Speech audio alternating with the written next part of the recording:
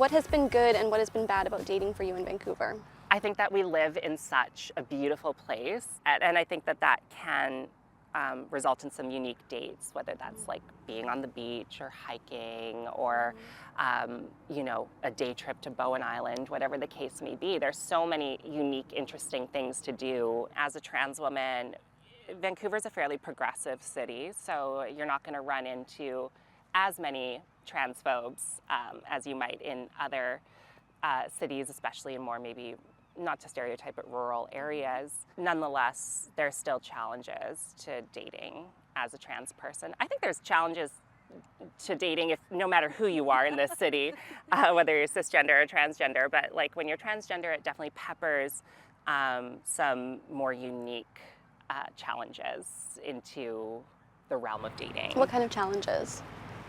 I think that we can be a very image-conscious city, and I think that sometimes dating a trans woman doesn't always fit into somebody's perfect image of a partner that they want to introduce to their family, their friends, their wider circles for fear of judgment. Just from a safety standpoint and from a frankly convenience standpoint, I mostly just online date when I was single, It just makes it so much easier to put right in my profile, like, I'm a trans woman, take it or leave it kind of thing, And it just is, it's kind of like an a-hole filter. It just immediately gets all of the people out of there who may not be down for that for whatever reason.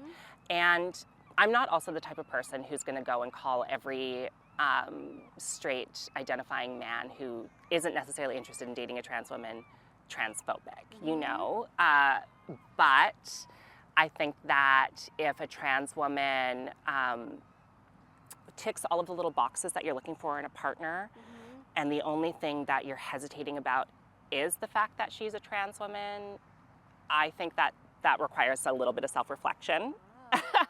Yes. But I wouldn't just jump to the conclusion that anybody is necessarily transphobic for not being interested in trans people. Right. It's just like, maybe investigate that within Yeah. yourself a little bit. But nonetheless, I'm not interested in dating anybody who's not interested in dating me.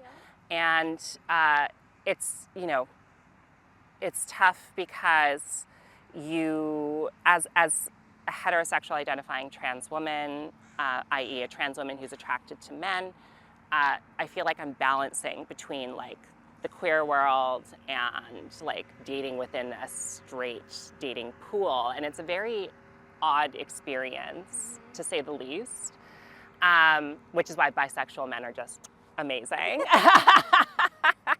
But nonetheless, it's, the challenges I think are just mostly safety.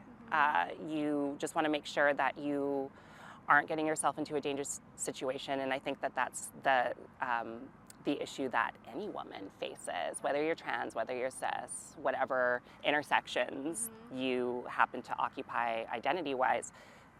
Safety is always top of mind, I think, for every woman, and so I think that the best way to date if you're trans is just with a level of openness and making sure that you're not accidentally going on a date with like Ted Bundy or something, So did you meet your person on online dating, or how did you meet them? We did. We met on one of the apps. I immediately felt safe with him because in one of his photos, he was wearing a t-shirt that said "Protect Trans Kids." And I was like, ally, great. Like right away, felt safe with this guy. So we exchanged just like a few messages, impulsively met up for a date that night because we both happened to be free. Ended up having like a 5-hour date. We went to the Mackenzie Room and closed out the bar. They had to kick us out. Okay, let's talk about Vancouver a little more. You grew up here, and Yep. you say it's a love and hate relationship. Yep. Why do you think that so many people feel like it's a city where it's hard to make connections and meet new people and make friends? I think that it's really hard to foster any kind of significant relationship when a lot of people are just trying to survive here. It's not an easy city to live in. It's not an easy city to work in. And I think that affordability actually can affect the way that we interact with each other as human beings. If you're constantly worried about making rent, how do you, if we're going to go with Maslow's hierarchy of needs, if the baseline's not being fulfilled, nothing else on top of that can be fulfilled. You know what I mean? Yeah. So I think that people just, it can make it tough. I think also there's a superficiality to Vancouver that kind of maybe is driven by apps, frankly. App-based dating can make it seem like there are endless choices. It's when you think that something better is right around the corner that you start to fear commitment. What kind of advice do you have for young women and young trans people who are feeling incredibly discouraged by the dating market right now? I think that you've got to really enjoy your own company before, and be really cool with yourself before anybody else can come into your life and see how great you are as a person. Yeah. You know what I mean? The best kind of man you can find in Vancouver, as it turns out for me, is a Calgary transplant. So find an Alberta boy with progressive views, because he will also know how to use a drill. And in my case, loves to cook for me. So, Oh my gosh. Yeah. those progressive Alberta boys that come to Vancouver, they're the ones that you need to go for. Oh my goodness, that's a tip. There Yeah. you go. Okay.